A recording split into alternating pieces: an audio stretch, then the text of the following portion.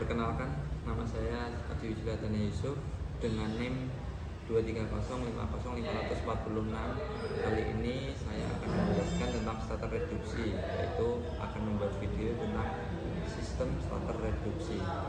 Nah, kali ini saya yang pertama akan menjelaskan bagian pada part motor listrik DC. Nah, pada part kali ini pada contohnya di bagian sini, motor listrik DC, yaitu motor listrik DC dapat berfungsi untuk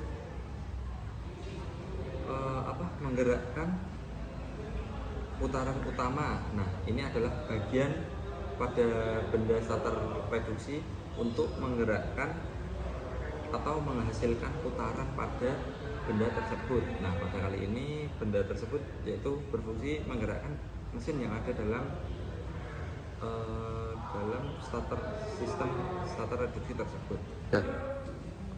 Nah, teman-teman, yang kedua kali ini saya akan menjelaskan tentang solenoid starter pada starter reduksi. Nah, pada solenoid starter kali ini atau yang disebut dengan magnetic switch, yaitu berfungsi untuk menghubungkan arus listrik ke motor starter dan mendorong pinion gear untuk menghubungkan kepada flywheel. Nah, pada penghubungan ini solenoid starter berfungsi untuk menghubungkan arus listrik, yaitu di dalam ada arus listrik dan ada pinion gear. Nah, pinion gear ini berfungsi untuk memutarkan flywheel tersebut.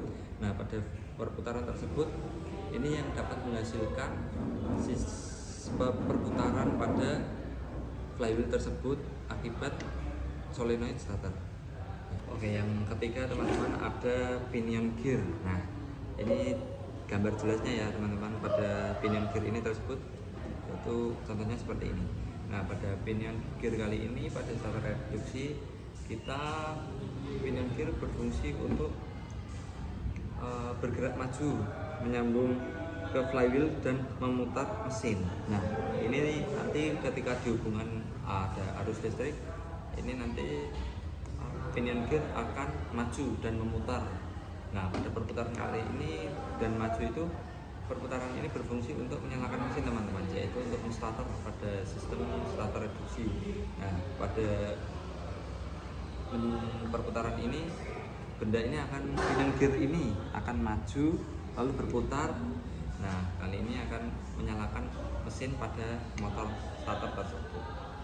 Nah, kali ini yang keempat saya akan menjelaskan tentang terminal-terminal yang ada pada sistem starter reduksi teman-teman. Nah, dalam terminal starter reduksi ada 3.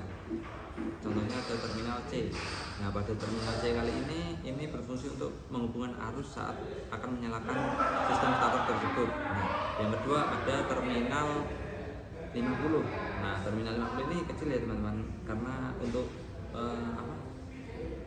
untuk menghubungkan arus juga sama, tapi bedanya dia lebih kecil. Nah, yang ketiga ada terminal 30. Terminal 30 pada kali ini juga berfungsi hampir sama, yaitu menghubungkan arus pada sistem motor starter tersebut. Nah, pada kali ini jika saat akan menyalakan kita melakukan pengecekan terlebih dahulu teman-teman.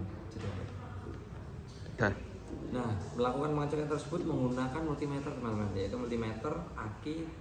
Kita siapkan 2 benda itu dan kabel-kabel untuk menghubungkan arus-arus tersebut. Nah, kita akan melakukan pengecekan agar tidak terjadi korsleting pada saat menyalakan komponen sistem starter tersebut. Nah, kali ini saya tidak akan menjelaskan full teman-teman, karena kita hanya menjelaskan part-part yang ada pada sistem starter. Terima kasih.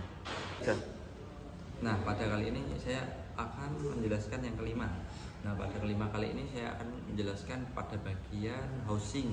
Nah, housing atau casing starter reduksi ini ya teman-teman, karena pada starter reduksi ini juga memerlukan housing agar tidak terjadi kerusakan atau hal yang tidak diinginkan, kayak jatuh atau apa. Nah, housing kali ini berfungsi pada komponen dudukan starter ke mesin. Nah, ini teman-teman, contohnya teman-teman ada 2 lah. Nah, di bagian bawah dan atas ini. Nah, pada housing ini yaitu dapat berfungsi untuk melindungi agar tidak terjadi benturan saat jatuh atau melindungi guncangan pada getaran mesin agar tidak rusak, karena ini barang elektronik. Nah,